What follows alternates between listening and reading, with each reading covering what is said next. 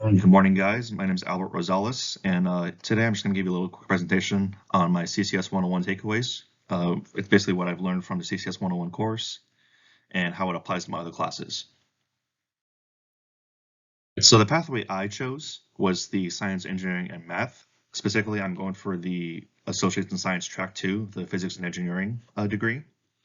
And I chose this because math and science has always come kind of easy to me. It's not really something that I've had to think a lot about.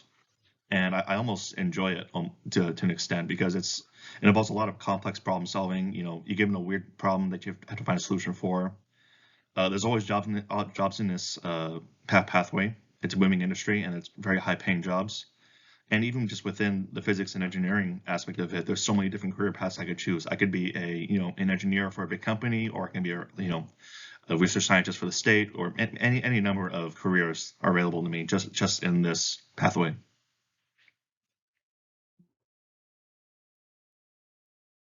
And speaking of careers, the one that really stood out to me was being an electronics engineer. I actually saw this on one of our assignments that we did in CCS 101.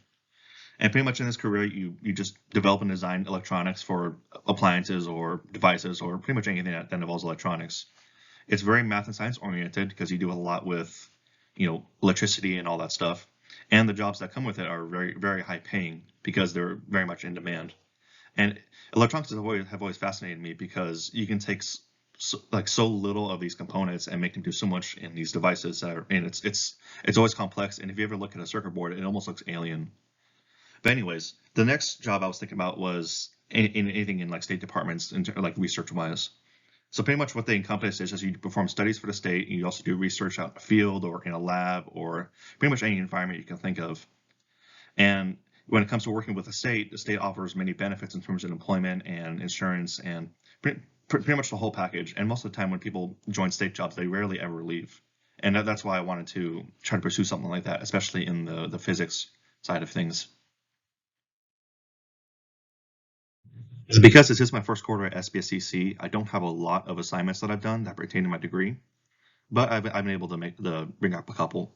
So for my math classes, one of the assignments that pertains to it is the graphing equations. And with this, it's very applicable in the science community because you have to be able to demonstrate your data to an audience in a visual format, because that's how a lot of people tend to learn information. And when you come to graphing equations, it's very important to be able to do that properly and in a visually appealing way. And the other assignment is scientific notation.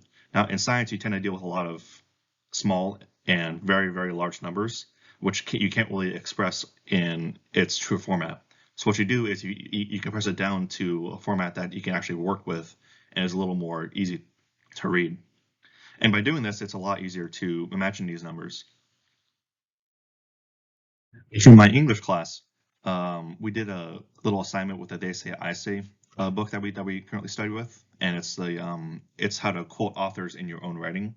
And this is very applicable just in general to college success, because if you ever want to write a persuasive essay, you're going to have to pull multiple sources from different authors, and being able to express thoughts from a different author in a proper format while making it seem like it's not actually your writing is very important.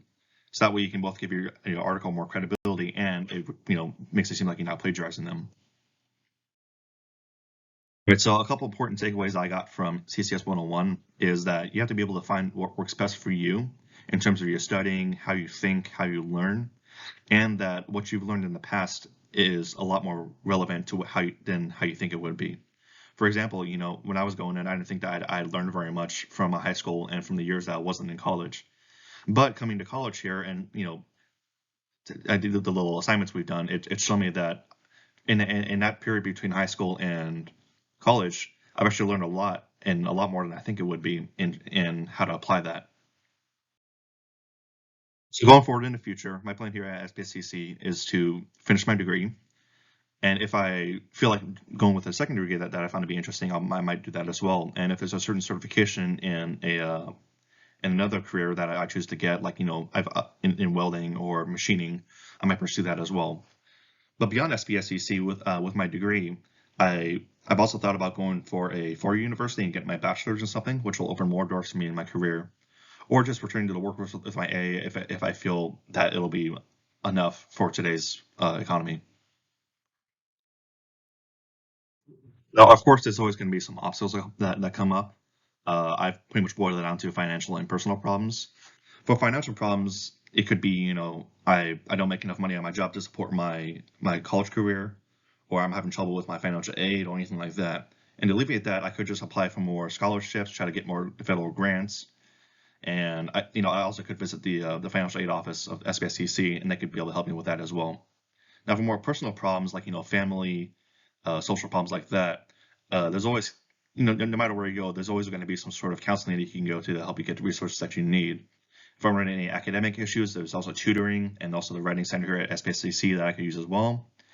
And in case I have a change of heart, maybe I don't want to do this degree anymore, I can always go to the Advising Career and Transfer Center to see if what they have for me, what I can go into if I choose not to be a physics major.